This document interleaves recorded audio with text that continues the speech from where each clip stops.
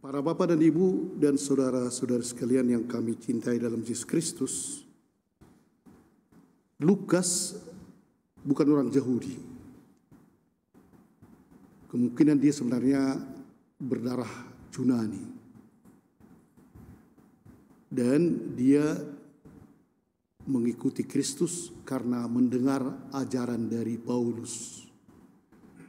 Dia seorang, kalau hari ini mungkin kita katakan dokter, tapi pada waktu itu dibilang dia tabib. Dan dialah yang memang betul-betul membantu Paulus di dalam perjalanannya. Dalam bacaan pertama tadi, kita lihat bahwa yang lain, Trebes dan lain-lain, sudah meninggalkan Paulus. Hanya Lukas yang selalu setia bersama Paulus. Dan memang Lukas sangat ingin menceritakan kepada orang-orang yang baru masuk Kristen, yang tidak mengenal Yesus. Sama dengan dia, tidak pernah bertemu dengan Yesus. Dan dia menggali informasi-informasi dari orang-orang, dari rasul-rasul tentunya ya, dari orang-orang yang betul bertemu dengan Yesus, dan dia catat secara teliti apa yang terjadi, tanda mukjizat, sabda, khotbah dari Yesus itu.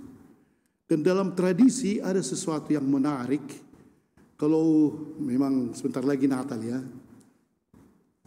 kalau mau membuat drama Natal, jangan kamu buka Injil Yohanes, tak ada di situ, tak bisa. Matius, Markus pun nggak cocok.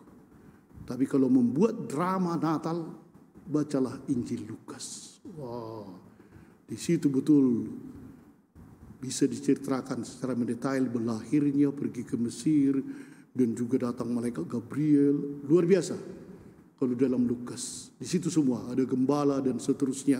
Mengapa sebenarnya? Mengapa?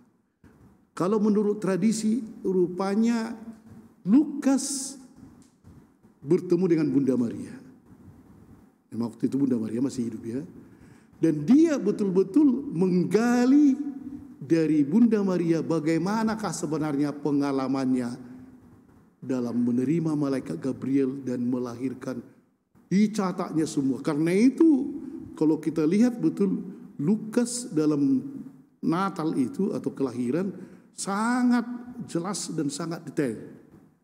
Bagaimana malaikat Gabriel datang, bagaimana nanti gembala, bagaimana malaikat, bagaimana bintang itu datang, semua.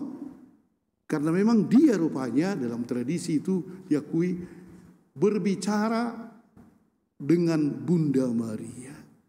Sehingga kalau kita ikuti memang Injil Lukas lah yang sangat mendetail tentang kelahiran dan juga sampai pergi ke Mesir. Bapak dan Ibu dan saudara sekalian, itulah keuntungan kita dengan Lukas ini. Tuhan memakai dia, orang yang sangat lembut dan sangat rendah hati, dan mewariskan Injil Lukas dan kisah para rasul. Dia tahu semua karena kalau kita ikuti kisah para rasul, Paulus yang sangat berperan di sana ya, kemana-mana, dan situ Paulus ke sana ke sini, dia ikuti semua dan dia tulis itu. Dalam Injil hari ini, itulah rupanya Injil dalam hari ini memang ditulis oleh Lukas.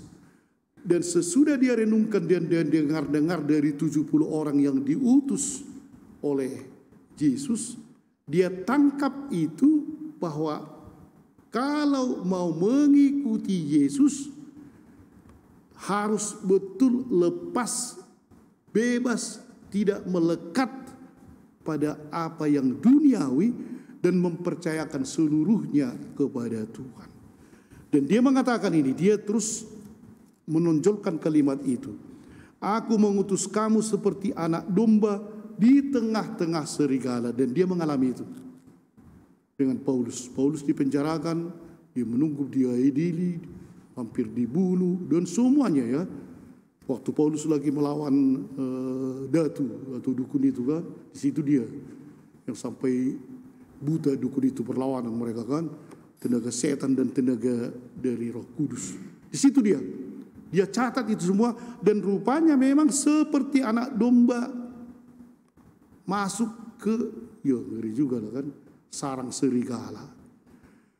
Dan inilah yang kita atau diinginkan oleh Lukas dalam Injil hari ini. Kalau kita mengikuti panggilan kita, kalau suster ini sudah jelas panggilannya, hanya belum kekal, nanti akan kekal. Tapi kita semua para bapak dan ibu mempunyai panggilan. Apapun dalam hidup kita, kita punya panggilan.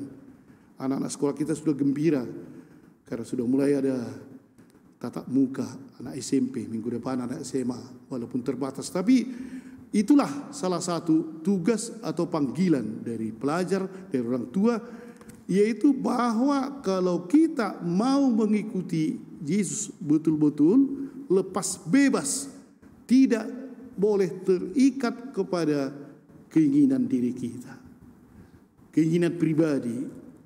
Kita harusnya ketika kita masuk kemanapun, kita adalah sumber damai sejahtera, bukan sumber perkelahian atau sumber masalah. Ada orang kan asal datang ada masalah. Kalau para kami biarawat ya ada itu, pindah komunitas masalah, dipindahkan lagi ke sana makin masalah. Ada orang yang selalu membawa masalah. Apa masalahnya tak tahu kan. Jadi kita juga bisa saja gitu kan.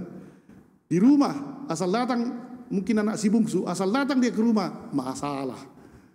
Sega man tahu para piring jatuh ini. Ada orang seperti itu ya. Atau mungkin bapak kalau datang ke rumah masalah. Semua kalang kabut. Janganlah kita menjadi pembawa masalah. Orang yang mengikuti Yesus adalah menjadi sumber damai sejahtera. Dan untuk itu, inilah kita harus rela tanpa pundi-pundi, tanpa bekal, tanpa apapun, serahkan kepada Tuhan dan kita akan dijaganya. Lukas akhirnya diangkat menjadi pelindung para dokter, dan khususnya itu pelindung para dokter bagian bedah. Itulah Lukas kita. Amin.